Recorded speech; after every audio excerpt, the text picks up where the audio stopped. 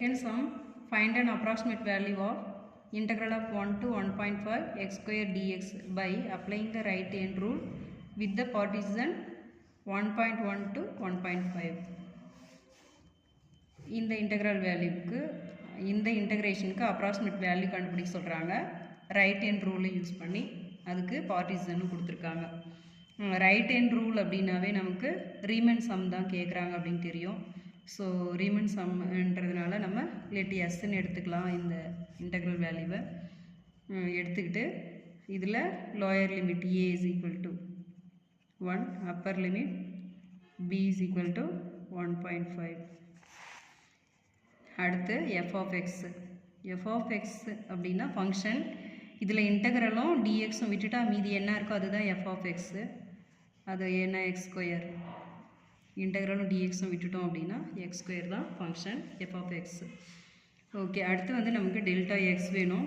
Delta X is equal to B minus A formula. B minus A by N. B 1.5, A 1. 1.5 minus 1 divided by n வந்து எத்தனை partition கொடுத்துருக்காங்க? 1 2 3 4 5 5. So n is equal to 5.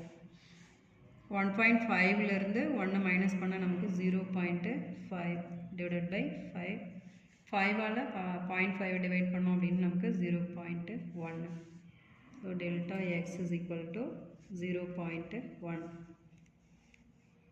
அடுத்து ஃபார்முலாவுக்கு வந்துடுறோம். Right hand rule. Right hand ரூலுக்கு வர்றதுக்கு முன்னாடி நம்ம நம்பர் லைன் ட்ரா பண்ணிக்கலாம். ஸ்டார்டிங் வந்து 1, எண்டிங்கு 1.5. நம்பர் ஆஃப் பார்ட்டிஷன் வந்து 1 2 3 4 5 இருக்குது. 5 வந்து 1.5 நம்ம ஆல்ரெடி எழுதிட்டுருக்கோம். ஸோ 4 பார்ட்டிஷன் 1.1, 1.2, அடுத்து 1.3, அடுத்து 1.4, 1.5 ஆல்ரெடி எழுதியிருக்கும். இப்போ வந்து நமக்கு நம்பர் ஆஃப் சப் இன்டர்வல்ஸ் வந்து 1 2 3 4 5. ஸோ என்ன வந்து 5 கரெக்டாக வந்துடுச்சு நமக்கு. இப்போ ஃபார்முலாவுக்கு வந்துடுறோம். Right hand rule.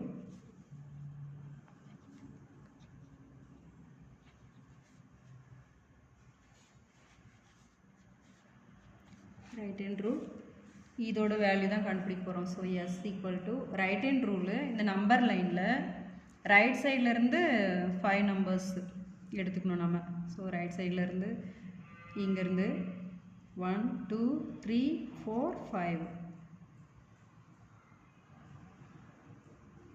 இதுக்கு மட்டும்தான் நம்ம சம் கண்டுபிடிக்கணும். So F of first 1.1 plus f of 1.2 plus f of 1.3 plus f of 1.4 plus f of 1.5 into delta x into delta x. Okay, அடுத்து f of x function f of x is equal to x square. So இப்போ வந்து நம்ம f of x ஈக்குவேஷனில் எக்ஸுக்கு 1.1, அடுத்து எக்ஸுக்கு 1.2, 1.3, 1.4, 1.5 அப்படின்னு substitute பண்ணிட்டே வரணும். ஈக்குவல் டு எக்ஸுக்கு 1.1னா இங்கே 1.1 whole square plus next 1.2 whole square plus 1.3 whole square plus 1.4 whole square plus 1.5 whole square into delta x already கண்டுபிடிச்சிருக்கோம் 0.1. ஓகே, அடுத்து இது ஸ்கொயர் பண்ணுறதுக்கு நம்ம அந்த டெசிமல் பாயிண்ட் எல்லாம் விட்டுட்டு அப்படியே நம்பர்ஸை மட்டும் ஸ்கொயர் பண்ணிக்கலாம். 11 11s are 121. இது 2 டைம்ஸ் மல்டிப்ளை பண்ணும்போது 2 டிஜிட் தள்ளி பாயிண்ட் வைக்கணும். ஸோ 1 2 2 டிஜிட் தள்ளி பாயிண்ட் வைக்கிறோம் 1.21 ப்ளஸ் அடுத்து 12 ஸ்கொயர் 12 12s are 144 இதுவும் வந்து 2 decimal placesல பாயிண்ட் வச்சுக்கிறோம் அடுத்து 13 13s are 169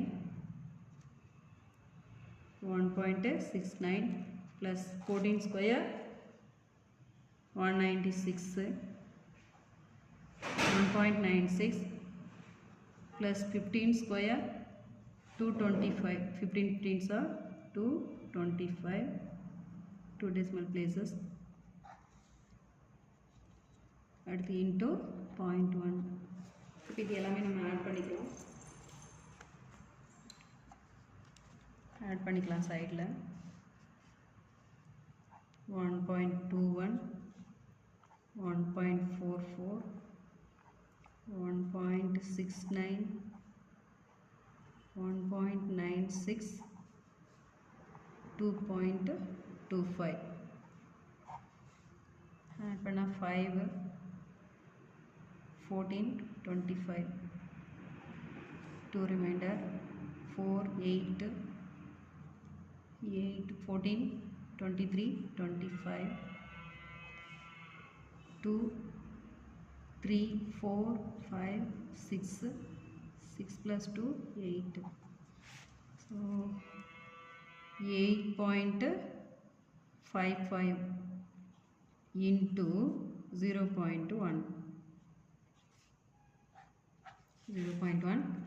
இப்போ டெசிமல் பிளேசஸ் இல்லாமல் 1ஆல் 855 மல்டிப்ளை பண்ணால் 1 டைம்ஸ் தான் வருது அப்போது 855 வரும் ஆன்சர் நமக்கு இங்கே எத்தனை டிஜிட் தள்ளி புள்ளி வச்சுருக்காங்க இங்கே ஒரு டிஜிட்டு இங்கே வந்து ஒரு 2 டிஜிட் அப்போ 3 டிஜிட் தள்ளி நம்ம பாயிண்ட் வைக்கணும் ஸோ 1 2 3 டிஜிட் தள்ளி பாயிண்ட் வைக்கிறோம் so 0 point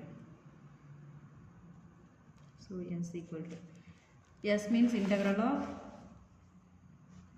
1 to 1.5 x square dx so இதோட அப்ராக்சிமேட் வேல்யூ தான் நமக்கு 0.855